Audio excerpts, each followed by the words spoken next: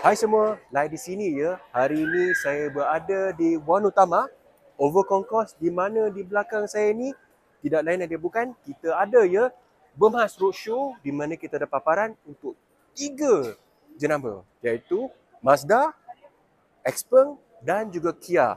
Kalau anda bersedia, jom kita tengok kereta itu sekarang. Hai semua, ini adalah kereta Xpeng G6 yang memang di antara kereta SUV EV yang cukup terlaris sekarang, dan manakala di sini adalah kereta tidak lain dan tidak bukan Xpeng X9 yang baru saja launching baru-baru ini.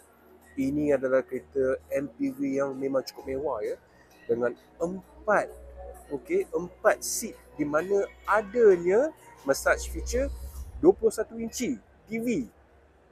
Alright, di sini yang memang cukup best. So kepada anda yang berminat untuk melihat kereta EV dari segi SUV mahupun MPV, anda bolehlah melihat kereta ini. Memang cukup best. Dan di sini kita akan melihat ya, ini adalah jenama Kia, di mana tidak lain dan tidak bukan kita ada ya kereta SUV Sportage yang memang cukup cantik. Dan ini adalah kereta EV9, di mana ia pernah ya memenangi award untuk kereta EV of the Year. Memang cukup besar, memang cukup best. Dan ini adalah kereta Kia Carnival, di mana satu full tank boleh berjalan ya di antara 800 ke 1000 km. Memang cukup selesa ya dengan multi-link suspension.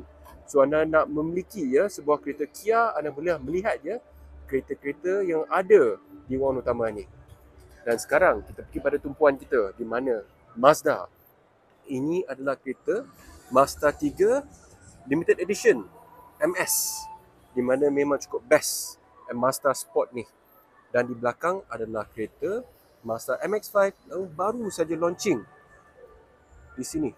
Dapat melihat ya, ini adalah kereta MX-5 2025 yang memang cukup best.